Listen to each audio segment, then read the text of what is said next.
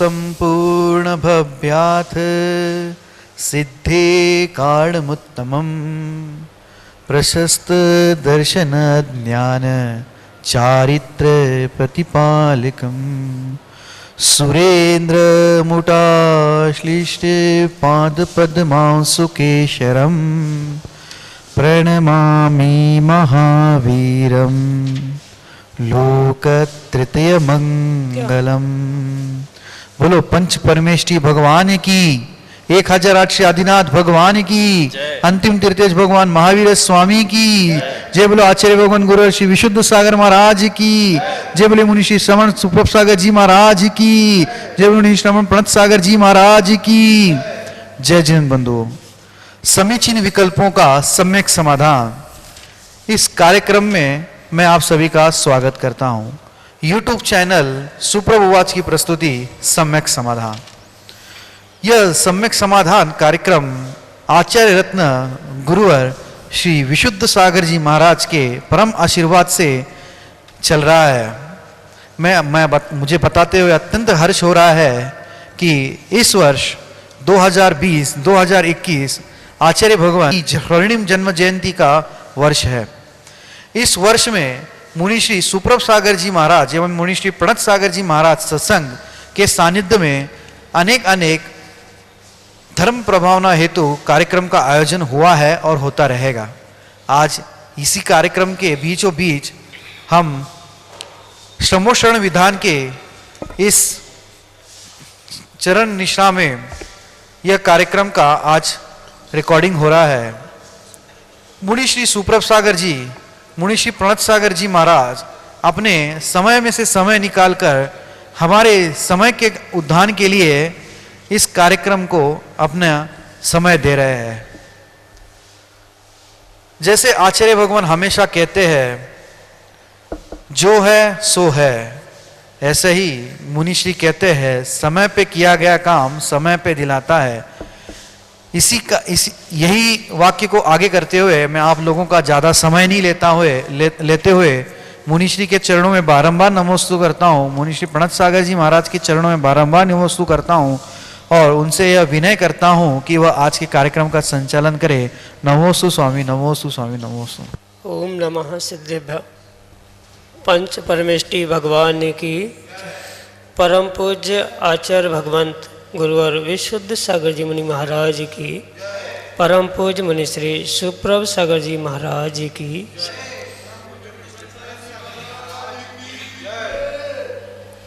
समीचीन विकल्पों का सम्यक समाधान। सम्यक ज्ञान की एक ऐसी अनूठी विधा जिसे परम पूज्य मुनि श्री सुप्रभ सागर जी महाराज ने सम्यक समाधान नाम दिया। हम सभी प्रतिदिन अपने अनेकानेक समीचीन विकल्पों का सम्यक समाधान परम पूज्य आचार्य भगवंत गुरुवर विशुद्ध सागर जी महाराज के मंगल सुभाषिष से, उन्हीं के सुयोग्य शिष्य परम पूज्य मुनि श्री सुप्रभ सागर जी महाराज के मुखारविंदु से प्रतिदिन प्राप्त कर रहे हैं। देश के विभिन्न अंचलों से अनेकानेक समीचीन विकल्प हमें यहाँ प्रतिदिन प्राप्त हो रहे हैं और परम पूज्य मुनि श्री सुप्रभ सागर जी महाराज उनका आगमोक्त विधि से हम सभी को सम्यक समाधान प्रदान कर रहे हैं। प्रारंभ करते हैं आज का सम्यक समाधान। और आज का पहला विकल्प इंदौर मध्य प्रदेश से राहुल जैन परम पूज्य मुनि श्री के चरणों में सपरिवार कोटि कोटि नमोस्तु निवेदित करते हुए अपना समीचीन विकल्प रख रहे हैं कि महाराज जी हमें भोग परिमाण की वस्तुओं का परिमाण कैसे करना चाहिए। इसमें मेरा विकल्प यह है कि जैसे अगर एक मोबाइल रखने का मैंने परिमाण किया तो क्या ज़रूरत पड़ने पर किसी दूसरे का मोबाइल उपयोग में ला सकते हैं क्या। जैसे दो स्वयं के धोती दुपट्टे का परिमाण किया है तो क्या मंदिर जी के धोती दुपट्टे उपयोग में ला सकते हैं क्या। हमारे समीचीन विकल्प का सम्यक समाधान करने की अनुकंपा करें। नमोस्तु महाराज जी, नमोस्तु। ओम नमः सिद्धम। परम पूज्य आचार्य भगवान गुरुवर विशुद्ध सागर जी महाराज के।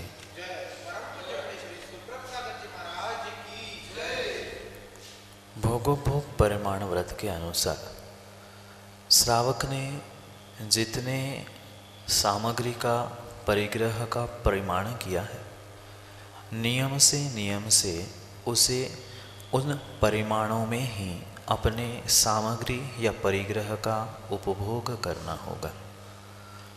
जैसे परिग्रह परिमाण व्रत के अतिचारों की व्याख्या उमा स्वामी महाराज ने की है। उनके उन अतिचारों के अनुसार यह बात स्पष्ट हमें राहुल भाई समझने योग्य है कि किंचित भी किसी भी प्रकार से अगर हम अपने परिग्रह की सीमा बढ़ा रहे हैं तो वह उस व्रत का अतिचार ही कहलाएगा। व्रत जरूर परिपूर्ण रूप से टूटा नहीं है, पर क्रम से अगर ऐसे ही सतत अतिचार लगते रहेंगे तो नियम से व्रत भंग होने की संभावना हुआ करती है। जैसे उमा स्वामी महाराज ने अपने सूत्र में ऊर्ध्वाधस्तिर्यक आदि सूत्रों और शब्दों के द्वारा यह उद्घाटित किया है, जिसने जैसी सीमा या मर्यादा बना के रखी है, उन मर्यादा को किसी भी कारण से उल्लंघन करना यह उसका अतिचार है। माना कि किसी ने एक अंगूठी का नियम लिया था और उसे किसी ने भेंट में या गिफ्ट में दूसरी अंगूठी दे दी। उसने दोनों अंगूठियां तोड़कर नियम एक का है इसलिए दोनों अंगूठियों को पिघलाकर या तोड़कर एक ही अंगूठी बनाई, वह भी उस परिग्रह परमाण व्रत में अतिचार है। इसी प्रकार से जो आपने मोबाइल के विषय में पूछा है, मोबाइल के साथ भी हमें यही समझना होगा। जब हमने अपने मोबाइल के प्रयोग का या अपने मोबाइल की ही परिग्रह की सीमा की है, उस समय पर अगर हम दूसरे का मोबाइल का प्रयोग आवश्यकता पड़ने पर कर रहे हैं तो हमारे परिग्रह परमाण व्रत में अतिचार है। ये बात हमें अवश्य समझने योग्य है कि हमने नियम लेते समय किस प्रकार से नियम लिया था। अगर नियम लेते समय हमने यह छूट रखी थी कि बहुत आवश्यकता पड़ने पर हम किसी के मोबाइल का या किसी वस्त्र धोती आदि का प्रयोग कर सकते हैं, ऐसा अगर हमने नियम लेते समय संकल्प किया है तब तो वह अतिचार या दोष नहीं होगा। पर सामान्य रूप से अगर हमने मात्र इतना ही नियम लिया है कि मात्र हम दो ही मोबाइल का, दो ही धोती दुपट्टे का प्रयोग करेंगे, तो वह मंदिर के धोती दुपट्टा पहनना या किसी अन्य के मोबाइल का प्रयोग करना नियम से हमारे व्रतों में अतिचार लगाने वाला ही होता है। बहुत अच्छी बात तो यह होती जब नियम लेते समय हम इतनी बात का ध्यान अवश्य रखते कि हमेशा के लिए अपनी वस्तु मानकर हम दो ही मोबाइल की सीमा या परिग्रह परिमाण कर रहे हैं, पर आवश्यकता पड़ने पर किसी के मोबाइल पर कॉल आया, किसी से बात करने की अति आवश्यकता पड़ गई, तो उस समय में मात्र दूसरे की आए हुए समाचार को लेने के लिए या अपना आवश्यकता पर समाचार पहुंचाने के लिए दूसरे के मोबाइल का भी प्रयोग हम कर सकते हैं। इस प्रकार के सीमा या इस प्रकार के भावों के साथ अगर हमने प्रमाण बनाया है तो हमें उसमें नियम से दोष नहीं लगेगा। और रही बात मंदिर के धोती दुपट्टे की, त्यागी व्रतियों को तो मंदिर के धोती दुपट्टियों का प्रयोग किंचित भी करना ही नहीं चाहिए। स्वयं के ही धोती दुपट्टे से ही उनको अभिषेक, पूजा, आहार, दान और भोजन आदि ग्रहण करना चाहिए। पर कभी विषमता के कारण स्वयं के धोती दुपट्टे सूखे नहीं हो या अन्य किसी कारण से कहीं छूट गए, भूल गए हो, तो उस समय पर हमने मंदिर के धोती दुपट्टे पहने तो अतिचार होने पर भी हम अपने आवश्यक न छोड़ ना दें। इसलिए पहले तो आवश्यकों को पूरा करने का, अपने क्रियाओं को पूर्ण करने का प्रयास करे और उसके निमित्त से जो परिग्रह परमाण व्रत में अतिचार लगे हैं उसके लिए पुनः प्रायश्चित लेके अपने आप की उपस्थापना करने का पुरुषार्थ करते रहे।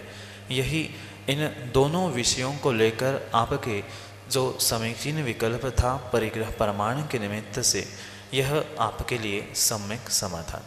अगला विकल्प टीकमगढ़ मध्य प्रदेश से श्रीमती काजल जैन परम पूज्य मुनिश्री के चरणों में बारंबार नमोस्तु निवेदित करते हुए अपना समीचीन विकल्प रख रहे हैं कि महाराज जी अनर्थ दंड के दुष्कृति नामक भेद में साहस नाम के अतिचार को समझाते हुए हमारे समीचीन विकल्प के का सम्यक समाधान करने की अनुकंपा करें।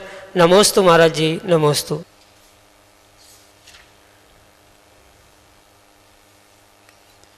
आचार्य भगवंत रत्नकरण श्रावकाचार्य में दुष्कृति नाम के अनर्थ दंड की व्याख्या करते हुए कहते हैं, आरंभ संग साहस मिथ्यात द्वेष राग मद मदने। वहाँ पर जो आरंभ है, आरंभ का मतलब खेती आदि क्रियाओं से है जिससे पाप कार्य उद्घाटित होते। परिग्रह यानी जहाँ मूर्छा ममत्व भाव है वह परिग्रह कहा, और संग को ही परिग्रह के नाम से आचार्य भगवंत ने श्लोक में लिखा। उसके बाद में जो साहस शब्द है, वहाँ पर साहस शब्द से अत्यंत आश्चर्यजनक कार्यों को उद्घाटित किया गया। जैसे बहुत आश्चर्यजनक कोई क्रियाओं का व्याख्यान करना, जैसे कोई वीर पुरुषों का कथानक करके सामने वाले व्यक्ति को, मनुष्यों को उत्तेजित करने की जो भाषा है, या जिन वचनों से द्वारा, जिस श्रुतियों के द्वारा परिणामों में उद्वेलितपना आना, सामने वाले को उत्तेजना उत्पन्न करने के निमित्त से जो कुछ भी व्याख्यान या शब्दों का उद्घाटन किया जा रहा है, उसे आचार्य भगवंत यहाँ पर साहस नाम की दुष्कृति कह रहे। दुष्कृति का प्रयोजन ही यही है, अनर्थ दंड के अंतर्गत जो खोटे शास्त्रों का या कुलसित शास्त्रों का उद्घाटन करना, या जिसके द्वारा जिन शब्दों को सुनने के निमित्त से जीवों के परिणामों में उद्वेलितपना होना या हिंसक परिणति बढ़ना आदि जो भी कारणों के लिए भाषा निमित्तभूत बन रही है, उन प्रत्येक भाषाओं को आचार्य भगवंत ने दुष्कृति कहा है। अनर्थ दंड यानी बिना आवश्यकता के किए गए हुए कार्य। जैसे बहुत सारे व्यक्ति समय बिताने के लिए, टाइम पास के लिए यहाँ वहाँ की यदवा तदवा की बातें करने बैठते हैं, जिसमें अगर परिग्रह वृद्धि के लिए व्याख्या चल रही है तो वह परिग्रह नाम के दुष्कृति अनर्थ दंड के अंतर्गत आएगा। वही अगर किसी आरंभ सारंभ की व्याख्या के निमित्त से शब्दों का चयन हो रहा है तो वहाँ पर भी वह जो आरंभ दुष्कृति नाम का अनर्थ दंड होगा। और जिस साहस के विषय में आपने पूछा है, जैसे कई जीव बैठे बैठे भी किसी की बुराई करते हुए सामने वाले के परिणामों को उद्वेलित या उनके निमित्त से कलुषित करने का प्रयत्न करते हैं, ऐसे कलुषित करते समय जो अति आश्चर्यकारक, अत्यंत आश्चर्यकारक कार्यों को उद्घाटित करने वाले जो शब्द है, जो श्रुति यानी वचन है, उनको ही आगम में साहस दुष्कृति नाम का अनर्थ दंड कहा। इन सब का त्याग करना ही आगम में अनर्थ दंड व्रत त्याग व्रत ऐसा कहा गया है। इसलिए साहस शब्द से आपके लिए यही सम्यक समाधान है। जो अति आश्चर्यकारक शब्दों, क्रियाओं के लिए जो शब्दों का चयन करके परिणामों को उद्वेलित किया जाना है, उसे ही साहस नाम की दुष्कृति अनर्थ दंड कहा है। अगला विकल्प ललितपुर उत्तर प्रदेश से पंडित निहाल चंद्रेश परम पूज्य मुनिश्री के चरणों में बारंबार नमोस्तु निवेदित करते हुए अपना समीचीन विकल्प रख रहे हैं कि महाराज जी, जो नित्य ही स्त्री में आसक्त होते हुए भी अनासक्त है, जो कामी होते हुए भी विरक्त है, जो लोभ रहित होकर भी अत्यंत लोभी है और जो कभी स्नान न करने पर भी पवित्र रहता है, वह कौन है? हमारे समीचीन विकल्प का सम्यक समाधान करने की अनुकंपा करें। नमोस्तु महाराज जी, नमोस्तु। ऐसा भी जीव वर्तमान में विद्यमान है जो किसी स्त्री में आसक्त होके भी अनासक्त है, मुक्ति रूपी स्त्री में आसक्त होते हुए भी संसार की स्त्रियों में जिनकी अनासक्ति है, वह जो मोक्ष की कामना से युक्त होते हुए भी परिपूर्ण रूप से अन्य कामनाओं से, कामों से विरक्त होता है, अन्य सांसारिक ऐशना, लोभ आदि से रहित होते हुए भी संसार से मुक्ति की या सिद्ध पद की ऐशना से, लोभ से जो युक्त होता है और जो परिपूर्ण रूप से 24 घंटे का आजीवन में भी कभी स्नान ना करते हुए, अस्नान मूल गुण का पालन करते हुए भी जो रत्नत्रय से अपने आप को शुद्ध रखता है, वह धरती का देवता दिगंबर तपोधन निर्ग्रंथ मुनिराज ही हुआ करता है। क्योंकि 28 मूल गुणों में उनके अस्नान नाम का मूल गुण होने के बावजूद भी जिन्होंने अपने स्वभाव से असुचि शरीर को रत्नत्रय से ही पवित्र कर दिया है, वह एकमात्र दिगंबर निर्ग्रंथ मुनिराज ही हुआ करते हैं।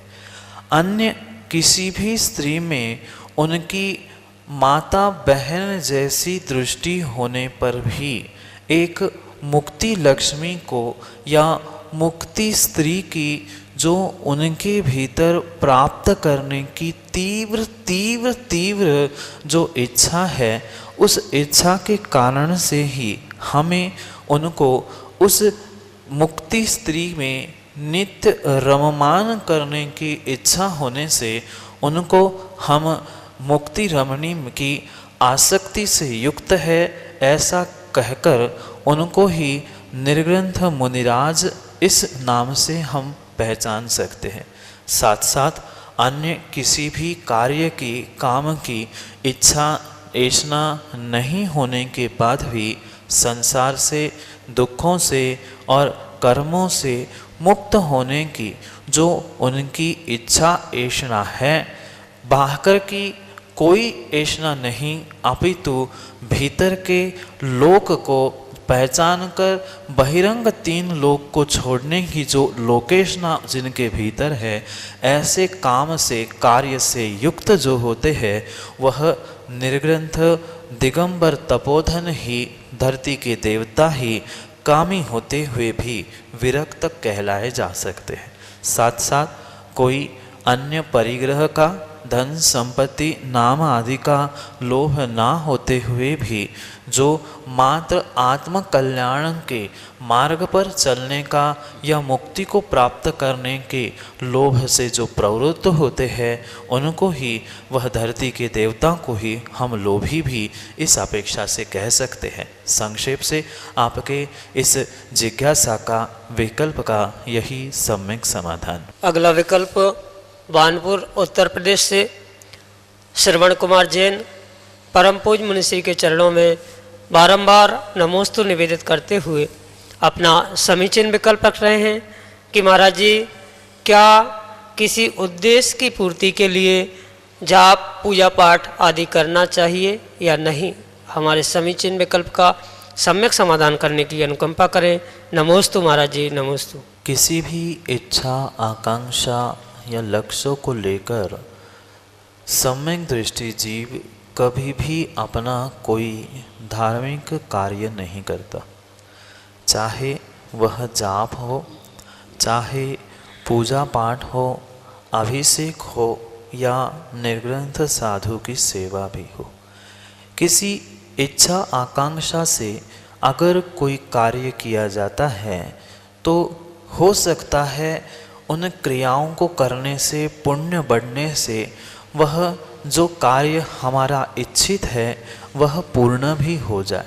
पर इसका अर्थ यह नहीं है कि हम कोई आकांक्षा या इच्छा लेते हुए किसी कार्य को करने का पुरुषार्थ करें, क्योंकि ये धर्म की क्रिया यानी जिसे जाप, अनुष्ठान, पूजा, भक्ति आदि कहा जाता है, इनके निमित्त से हमें बहुत बड़ा अचिंत्य फल मिलने वाला होता है। पर उस अचिंत्य फल को प्राप्त करने की जगह जिस व्यक्ति ने जितनी छोटी इच्छा आकांक्षा प्राप्त की है उसको उतना ही फल मिलकर रह जाता है। माना कि किसी को 500 रुपये का प्रॉफिट होने वाला था और उसने जाकर किसी व्यक्ति से 200 ही रुपये मांग लिए, तो उसका नुकसान तो नहीं हुआ, पर 500 की जगह उसे मात्र 200 ही रुपये मिल गए। ऐसी ही जो देवशास्त्र गुरु की आराधना करते समय, जाप आदि करते समय किसी भावना को लेकर, इच्छाओं को लेकर जाप आदि करते हैं, भले ही वह कार्य प्रशस्त हो, पर फिर भी जो अचिंत्य फल उसके निमित्त से हमें मिलने वाला था वह अचिंत्य फल सीमित होकर थोड़ा सा ही रहकर रह जाता है। इसलिए कोई भी जाप, अनुष्ठान या पूजा पाठ, अभिषेक आदि करते समय हमारी सोच को हम विस्तृत करते हुए, बहुत बड़ा चिंतन करते हुए, बहुत बड़ी सोच रखते हुए ही सामान्य रूप से हमें जाप पूजा आदि करना होगा। अगर किंचित भी उसे हम संकुचित कर किसी एकमात्र लक्ष्य के लिए कर रहे हैं तो नियम से हमें उतना छोटा सा ही फल मिलकर रह जाएगा। इसलिए यही आपके लिए सम्यक समाधान है। कोई आकांक्षा, इच्छा या भावना से युक्त होकर आप जाप पूजा आदि ना करें, अपितु प्रशस्त भाव रखकर अपने पुण्य कोश की वृद्धि इस कारण को ही या यह भी ना सोचते हुए क्रिया करते रहे, क्योंकि ज़रूरी नहीं है कि सोचकर भोजन करने से ही पेट भरता है। बिना सोचे समझे भी आप रोटी खाओगे तो भी पेट भरता है। इसलिए आप इच्छा आकांक्षा से युक्त होकर कोई धार्मिक क्रिया ना करें। सामान्य रूप से शुद्ध भावों से, शुद्ध परिणति से, शुद्ध विधि से क्रिया को क्रियान्वित करें। नियम से आपके लक्ष्य की समय पर प्राप्ति होती रहेगी, पुण्य और पुरुषार्थ के साथ साथ। अगला विकल्प वाशिम महाराष्ट्र से, जहां वर्ष 2018 का परम पूज्य मुनि श्री सुप्रभ सागर जी महाराज का सत्संग तत्वोन्मुखी वर्षायोग संपन्न हुआ। अनन्य गुरु भक्त संतोष जोगी परम पूज्य मुनि श्री के चरणों में बारंबार नमोस्तु निवेदित करते हुए अपना समीचीन विकल्प रख रहे हैं कि महाराज जी, आपने ही कहा था कि पुण्य का पलड़ा इतना भारी होना चाहिए, परंतु पुण्य करने के लिए पाप का सहारा लेना पड़ता है। जैसे कुछ भी दान विधान आदि करना हो तो पैसे लगते हैं और पैसे पाप से ही कमाए जाते हैं। और शब्दों का बोले तो अभिषेक के लिए जो जल प्राशुक किया जाता है तो उसमें भी जल का एक, अग्नि का एक आदि अनेक जीवों की हिंसा होती है। तो संसार में रहकर पुण्य का पलड़ा कैसे भारी करें, हमारे समीचीन विकल्प का सम्यक समाधान करने की अनुकंपा करें। नमोस्तु महाराज जी, नमोस्तु। हाँ, ये परम सत्य है कि हमें कोई कार्य करने के लिए अपने पुण्य को गाढ़ा करना, पुण्य का पलड़ा भारी करना, यह परम सत्य। पर पुण्य को भारी करना या पुण्य को गाढ़ा करने का मतलब ये नहीं है कि हम पाप प्रवृत्ति से अपने पुण्य को गाढ़ा करते जाएं। इसलिए हमें ऐसे सम्यक क्रियाओं को क्रियान्वित करना आवश्यक है जिसके द्वारा हम अपने पुण्य को गाढ़ा करने का पुरुषार्थ कर सकें। ये बात हमें समझने योग्य है कि चाहे विधान, पूजा दान आदि के निमित्त से हमें पुण्य गाढ़ा करना हो या पूजा पाठ आदि के निमित्त से करना, वहाँ पर हमें यह बात समझने योग्य है कि जो भी क्रिया हम करते हैं उन क्रियाओं में थोड़ा सा सावध्य होना संभव है, पर सावध्य के निमित्त से जो पाप का अर्जन हो रहा है, हमारे विशुद्ध परिणामों से हम उनको पुण्य के रूप में संक्रमित करने की संभावना हुआ करती। इसलिए जो ये आपके मन का विकल्प है कि हम बिना पाप के कोई द्रव्य सामग्री धन आदि इकट्ठा नहीं कर सकते, ये बात कथनचित सत्य होने पर भी हमें यह बात समझनी होगी कि पाप का द्रव्य चाहे धन संपत्ति हो या अन्य कार्य हो, वह जब भी प्राप्त होगा पुण्य के उदय में ही प्राप्त होगा। भिखारी के भी पुण्य का उदय नहीं होता है तो उसे भी भीख नहीं मिलती, भले ही वह भीख मांग के पैसे कमा रहा है, कोई व्यापार करके पैसे कमा रहा है। पैसे कमाने का मतलब मात्र पाप क्रियाओं से ही संबंध नहीं रखता है।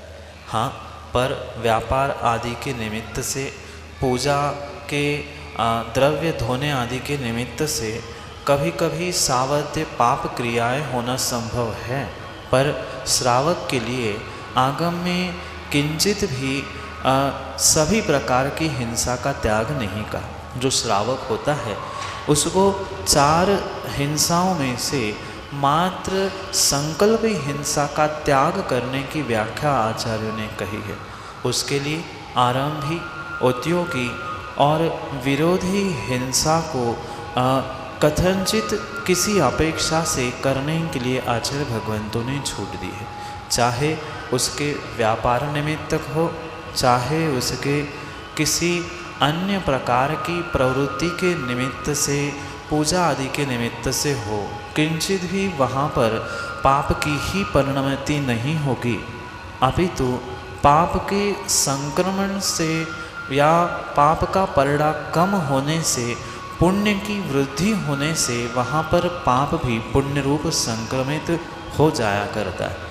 इसलिए यह बात हमें समझनी होगी कि पूजा पाठ में द्रव्य धोना, पानी प्रासुक करना, इसके विषय में आचार्य भगवंत कहते हैं सावध लेशो बहुपुण्य राशो दोषाय नालम कणिका विशस्य।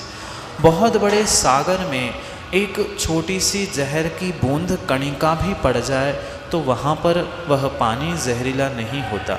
उसी प्रकार बहुत सारी पुण्य की क्रियाओं में थोड़े सी पाप की परिणति में भी सावध्य द्रव्य धोने आदि रूप में भी किंचित भी पाप फल नहीं मिलता, अपितु वह पाप भी पुण्य में संक्रमित हो जाता है।